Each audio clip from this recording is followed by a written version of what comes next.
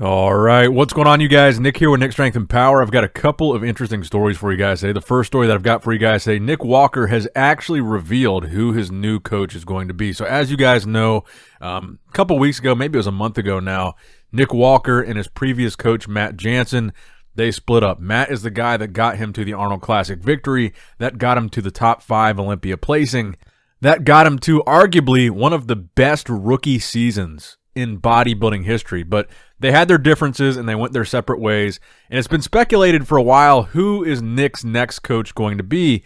Well, we got the answer to that question. He says the cat's out of the bag on his latest post here, and he says it is Dom Super Sliced. And just to confirm that that is his coach, if you go down into the comments, Dom comments and says, "As I have told you many times, your ability to consistently execute is what makes you so deadly, which as a coach, both myself and you will go through whatever measures are necessary to see that we achieve our ultimate objective. Now it's time to make it happen and let your physique do the talking." So this is obviously an interesting choice. I think it goes without saying that Dom is not that well known of a coach. He's a younger guy. I guess you could say he's relatively newer, even though he's been coaching for a while, but he's not one of these established guys, one of these really big names that you would think. I would almost think some of these guys would be in a bidding war trying to get Nick Walker on their team. You've got guys like Chad Nichols, who's coaching Big Ramy. He coached Ronnie Coleman. That's a very legendary elite level coach. You have George Farah, who coached the likes of Kai Green. Hani Rambod, who I think would have been an interesting pick for Nick Walker just because of the clientele that Hani has and the track record that he has with Phil Heath. I really feel like there's a lot of similarities you could draw between Nick Walker and Phil Heath, but that's another conversation entirely. Then, of course, he also coached Hadi Chupin to be one of the most consistently peeled Olympia athletes that we've seen in a very long time. So I thought that would be a good, that would translate well to Nick Walker's physique. And some other big name gurus come to mind, but definitely Dom Super Slice was not in my top 5 list of who I would have thought. Because like I said, honestly, these guys, these coaches, especially the high-level ones, a lot of them say they want to work with the very best. And one of the things that a lot of these top-tier coaches say is that they only want to work with the top-tier athletes because at this point, anything else would kind of be a waste of their time. And maybe they've seen the disagreement between Nick and Matt Jansen, and they think to themselves they don't want to deal with that. But on the other hand, Nick, to me, is like a guaranteed win. He's so young, and he's got so much potential, and he's clearly... he's got crazy genetics for bodybuilding. There's really, as long as you can bring him in shape, he's going to do well. And the potential that he has, I would think any coach, any one of these big name coaches would want to add him to their roster because of the fact, I think he's going to win the Olympia one day. And I think a lot of people think that, and a lot of people really know that. I think Nick is a future Mr. Olympia champ, and I think a lot of the other coaches out there probably think that as well. So I'm kind of surprised a lot of these big-name guys, didn't try to get him, and maybe they did, and maybe Dom, him and Dom just had really good chemistry and worked together really well and thought they would be a good fit, which is great. And I think it's going to be interesting to see, how this plays out for the two of them. And of course, I'm hoping the best for Nick because Nick, I think, is one of the best. I really think he's, one of the best young athletes that we've seen in a really long time, and maybe he has one of the best young coaches for his physique. But anyway, let me know what you guys think about Nick Walker's new coach in the comment section down below. Now, next up in the news, I've got an update for you guys on the Hafthor Bjornsson versus Eddie Hall boxing match. So last we heard, all we really had was a date and a location, March 19th of this year, 2022, and it was going to be in Dubai.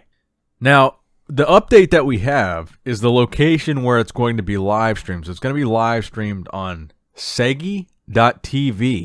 SEGI.TV.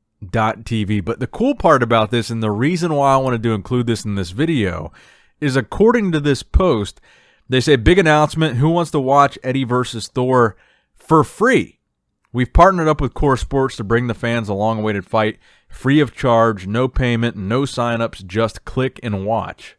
So to me, this is the best possible outcome for this fight. And maybe some rich dude in Dubai just agreed to pay Thor and Eddie whatever their fee was up front. Because like I said last time we talked about this, that's what I heard about this fight, was that Thor and Eddie were promised so much money up front whenever they signed the contract to do the fight. Just to show up, they were going to get paid whatever, $1 million or whatever the fee was. And all these different streaming services and all these different companies, nobody wanted to do the fight because of the fact that they had to get paid. And nobody thought that the live stream was even going to add up to enough money to pay the guys. So the benefit that we get here is we don't have to deal with some company getting this fight, putting on the fight, and charging $100 for a pay-per-view because they want to make their money back. I think this is a win for everybody. I think this is a great move. I think maybe they realize that the interest is not what it was almost 2 years ago when this fight was first announced. I think maybe they realize that maybe not a lot of people are willing to pay for this fight at this point. So whoever stepped up to the plate and paid Eddie versus Thor, Eddie and Thor, thank you. And to Segi.tv that's putting on this fight for free, thank you as well. I think this is tremendous. I think this is great. This is honestly not what I was expecting to happen. I was expecting whoever picked up this pay-per-view to look at it the completely wrong way and say, we got to make up a lot of money because we just paid Thor and Eddie a crap load of money, so we're going to charge $100, $80 for a pay-per-view that nobody cares about. And that's not what we got here. So I guess we got to be grateful for that. Now, next up in the news, I want to include this because I think it's very important here. So Antoine Vaillant, one of my favorite bodybuilders, really nice guy, really down to earth. I've talked to him a lot over the years. He posted a video about whether or not he's going to compete in the future, and he talks about a heart issue that he has. So he recently got done a calcium score test, which is something that I want to get done myself. I've had the echocardiogram, EKG, cardiac panel, blood work. I still want to get the calcium score done, but apparently Antoine got this done, and it was like a score of 150 or 160, I believe he said. And he said the doctor told him for his age and his gender, this would put him in the 99% percentile, which is a very, very bad thing. He is higher than 99% of people his age and gender that took this test. His score is higher than almost everybody. And the doctor told him that his likelihood of having a heart attack was almost guaranteed in the next 3 to 5 years if he did not do something about it and get his health back on track. And Antoine says he only got tested because of all the stuff that happened last year in bodybuilding, all the bodybuilders we saw pass away for things that were presumably heart-related. And I think this is very important because if Antoine hadn't gotten this test done, we might have seen something happen to Antoine 3 to 5 years down the line, or maybe even sooner than that. Now, luckily, he got the angiogram done, and he didn't have any major noticeable blockages. But he says he's already cleaned up his diet, he's already laying off the gear, and he's focusing on his health. And I think this is a very important example of what we talk about with being okay with your favorite bodybuilder downsizing. If Antoine does choose to downsize and to lose muscle and to get smaller, get healthier, we as fans should not be pressuring him to still look a certain way because he's a pro bodybuilder. And that, I feel like, is the stigma that so many pros can't escape, is when they come to a point where their health becomes an issue, or where they come to a point where they want to retire, they feel pressured to look a certain way because their whole life or their whole career they've been this pro bodybuilder that people look up to and pressured to look big. I really think we need to turn around this mentality. When a bodybuilder has a health issue or when a bodybuilder wants to retire, we need to encourage them that if they want to downsize and if they want to get healthier, that's fine. We actually appreciate that. We want to see them live longer more than we want to see them look big and muscular. I want that to be the new common mentality when it comes to this sort of thing. So if Antoine over the next couple years loses 50, 60 pounds, I don't want to see anyone saying anything negative about that. Like, what happened to Antoine? I want the conversation to be, this is what should be encouraged when a bodybuilder faces these kinds of issues. So shout out to Antoine, man. I hope everything works out okay for you. And I'm definitely going to keep you in my thoughts and prayers. Now, next up in the news, my Instagram got deleted. It got disabled. It got hacked. Whatever happened to it. My main Instagram account with almost 100,000 followers, Instagram, for some reason, I woke up today and it said Instagram disabled it for violating community guidelines. And honestly, I barely post anything, and nothing that I post violates any kind of guidelines. So I think it was a mistake. Hopefully I'm going to get the page back, but I created a backup page just in case I don't get it back. It's Nick Strength Power.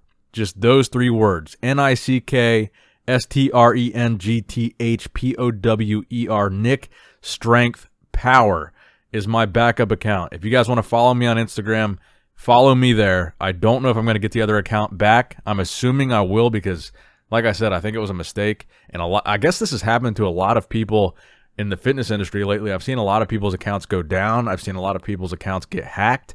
I don't think it was hacked because the notice that I got was from Instagram that my account was disabled, but very weird. I really have no idea why it happened. I don't know if I'm going to get it back. So if I don't, just subscribe to this page. This is my backup, or follow this page. This is my backup Instagram account if you guys want to stay tapped into whatever behind-the-scenes stuff I'm posting over there on the gram. But shout out to Instagram. I've had that account for almost 10 years. Built it up to almost 100K followers, and it's just gone overnight. Shout out, guys. Appreciate it. Now, next up in the news, we're about 1 week out from the 2022 Arnold Classic, and the man that I think is going to win the show, Brandon Curry, posting another ominous physique update. Is it recent? Is it not? We have no idea. He doesn't say. It could be from 10 weeks out. It could be from 20 weeks out. It could be yesterday. Who knows? But anyway, at this point, it doesn't matter. I think Brandon is going to win this show. I don't think he can be stopped. I think Brandon is going to bring a package that cannot be beaten at this Arnold Classic. I will bet money that Brandon is going to win this show. And if I'm wrong, make sure you come back to this video and tell me I'm wrong. If somebody else wins, I owe you $100. I'm dead serious. If somebody else wins this show that's not Brandon Curry, come back to this video, send it to me, DM it to me, and tell me I owe you a $100 gift card to wherever you want. And I will do it. Hold me to it. But in my opinion, Brandon's going to win this show. I don't think he can be stopped. I don't think there's anything anybody can do about it. Former Mr. Olympia, former Arnold Classic champion. The updates don't even matter at this point. This show belongs to Brandon. I feel like I'm the only person that's like riding hard for Brandon at this point. Everybody else seems to have written him off. I just don't get it, man. Ever since Rami beat Brandon, it's like Brandon got pushed to the back burner as if he's not a phenomenal Mr. Olympia, as if he doesn't have a phenomenal physique. And the final story that I have for you guys today, the latest update from Steve Kuclo, a training video, but a little bit of a concerning caption there. We've had a couple guys in this lineup that fell ill during their prep for this show. It looks like Steve might be one of them. Hopefully it wasn't the infamous virus, but he says, after feeling under the weather the last few days, which is very unfortunate at 2 weeks out from a show, I got back to it today for some back and buys, finishing with some standard easy curls. So I don't know what this means as far as how Steve is going to look. Hopefully this didn't impact his prep too significantly. I believe in my predictions I had Steve in 4th, so hopefully this doesn't change that, but they're just predictions anyway. They're probably not right. But man, I know that Regan, he was sick at like 6 or 7 weeks out. I forget how far out, but it was obviously much further out than Steve was here. You got to think being sick this close to peak week might impact the final product on stage, but hopefully not. So let me know what you guys think in the comment section below. Where do you think Steve is going to place? Do you think him being sick is going to impact his placing at all? He looks pretty good in this training video to me, but the caption is a little bit concerning. Brandon's going to win the show. We know that. Make sure you guys follow my backup Instagram page. Again, it's just Nick Strength Power. Very simple. Nick Strength Power. Again, Nick Strength Power. Please go follow it. Subscribe to the channel if you have not subscribed yet already. Make sure you hit that like button, thumbs up this video, and as always, I love you guys. I appreciate you guys. Nick Strength and Power. Hoping we don't go to war before the Arnold Classic. Peace and love. Signing out.